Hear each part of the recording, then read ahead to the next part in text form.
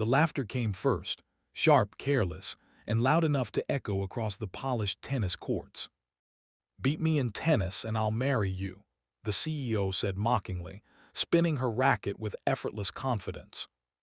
The crowd chuckled, already dismissing the man standing across from her. A janitor in worn sneakers, gripping a borrowed racket, his shoulders tense but his eyes calm.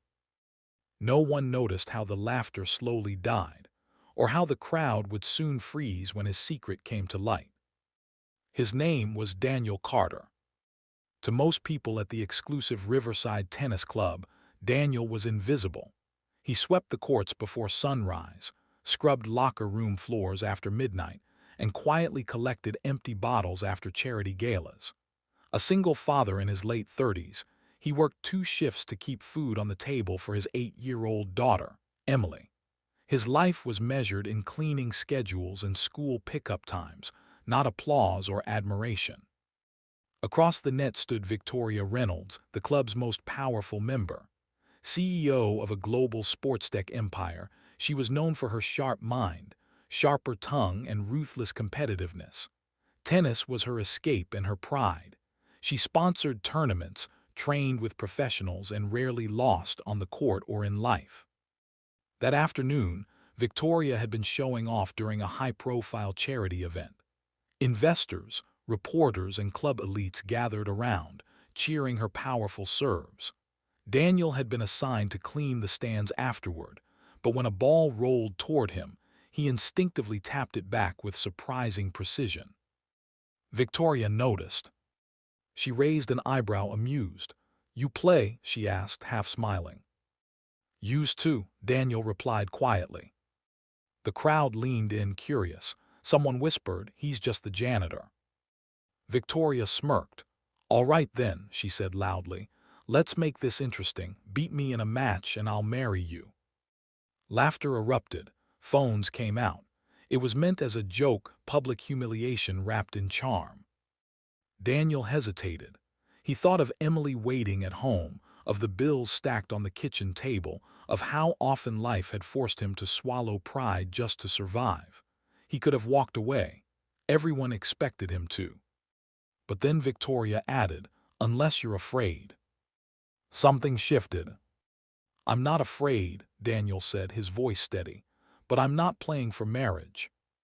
The crowd quieted slightly. "I'll play," he continued, "if the club agrees to donate the prize money to the Children's Cancer Foundation." A pause. Victoria studied him, surprised by the condition, but her pride wouldn't let her back down.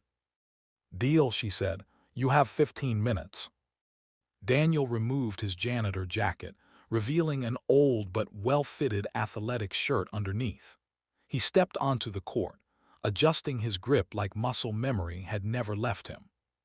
The first serve was Victoria's, fast, aggressive, confident. Daniel returned it cleanly. The second rally lasted longer, then longer still.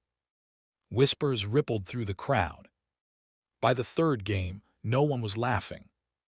Daniel moved with quiet grace, reading Victoria's shots, countering with precision rather than power.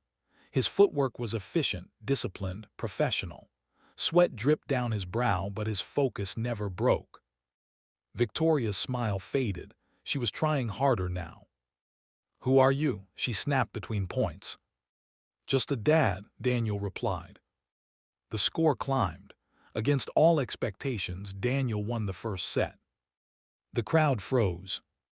During the break, an elderly man near the front row stood up, his voice trembling. "I know him," he said. "That's Daniel Carter, former national tennis champion." Gasps spread like wildfire. Years ago, Daniel had been a rising star, sponsored, celebrated, unstoppable. But when his wife Rachel was diagnosed with aggressive cancer, he walked away from tournaments, contracts, and fame to care for her. Medical bills drained everything.